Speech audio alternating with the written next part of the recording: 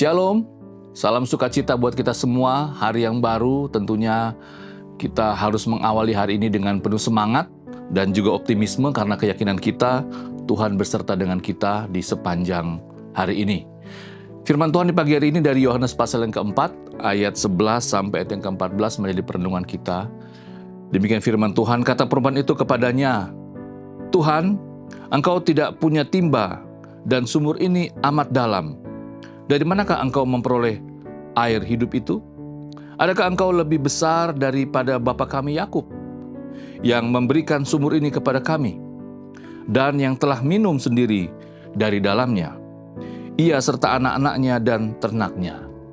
Jawab Yesus kepadanya, barang siapa minum air ini, ia akan haus lagi. Tetapi barang siapa minum air yang akan kuberikan kepadanya, ia tidak akan haus untuk selama-lamanya.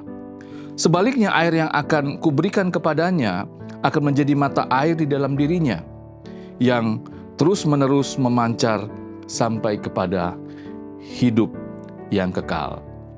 Demikian pembacaan firman Tuhan kita di pagi hari ini. Berbahagialah yang membaca, mendengar, dan mengindahkan firman Tuhan dalam kehidupannya hari lepas hari. Firman Tuhan yang sangat menarik sekali, bagaimana kalau kita membaca secara keseluruhan perikop ini, kita bisa melihat bagaimana Tuhan Yesus di siang-siang bolong, di tengah-tengah situasi yang sangat panas terik, ya, Tuhan Yesus bertemu dengan seorang perempuan Samaria. Sementara para murid-muridnya pergi ke kota untuk mencari makan, Tuhan Yesus berada di sana. Dan kebetulan memang dia bertemu dengan seorang perempuan Samaria yang memang dengan sengaja pergi ke sumur Yakub untuk menimba air. Karena kalau kita melihat dalam pembacaan firman Tuhan kita, ada terjadi diskusi di sana. Bagaimana Tuhan Yesus berdiskusi dengan perempuan Samaria tersebut. Berbicara tentang kehidupan batin kita atau kepuasan batin kita sebagai manusia. Ada sebuah riset di tahun 2021 terhadap puluhan ribu orang dewasa di Amerika Serikat. Dikatakan di sana bahwa puluhan ribu orang di Amerika Serikat, orang dewasa di Amerika Serikat, mengungkapkan bahwa uang bukanlah segalanya karena mereka yang pendapatannya lebih dari 75.000 US dollar per tahun tidak menunjukkan peningkatan kebahagiaan yang signifikan. Bahkan dikatakan di riset tersebut ada yang terus menderita, ya, pada sudah menerima 75.000 US dollar per tahun, terus menderita seperti mengalami patah hati, depresi karena menginginkan penghasilan yang sampai 100.000 US dollar per tahun. Ini sebuah fakta yang sulit, ya. Tetapi ya sekali lagi itu adalah sebuah realita kehidupan. Ya, kadangkala apa yang kita inginkan, apa yang kita harapkan tidak cukup untuk membuat hati kita tenang, tidak cukup membuat kepuasan di dalam batin kita sebagai manusia. Tetapi firman Tuhan di pagi hari ini kembali mengingatkan kita, sama seperti perempuan Samaria ini yang merasa bahwa apa yang dia sudah miliki sudah cukup untuk hidupnya. Tetapi Tuhan Yesus melihat bahwa ada hal yang lebih hakiki yang harus dimiliki oleh setiap manusia, yaitu kepuasan batin yang tidak bisa diberikan oleh dunia ini.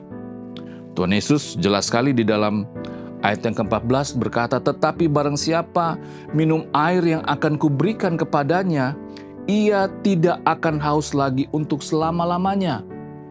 Bahkan dikatakan bahwa orang yang menerima Yesus, di dalam kehidupannya itu akan mengalir mata air. Kehidupan dalam dirinya akan terus memberikan kepuasan. Bapak Ibu Saudara terkasih, Tuhan Yesus sudah berkorban untuk kita, mati untuk kita, bangkit menebus setiap dosa-dosa kita, dan dia sekarang sudah ada di surga.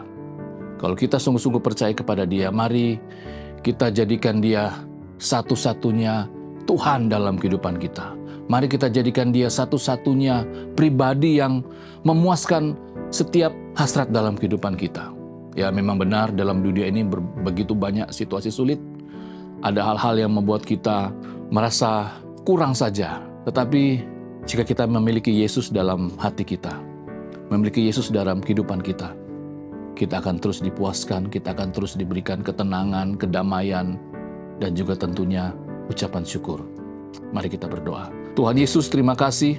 Kami sungguh bersyukur bahwa firman Tuhan di pagi hari ini kembali mengingatkan kami bagaimana kami harus menjadikan Engkau, Tuhan Yesus, sebagai satu-satunya pribadi yang memerintah dalam hati kami.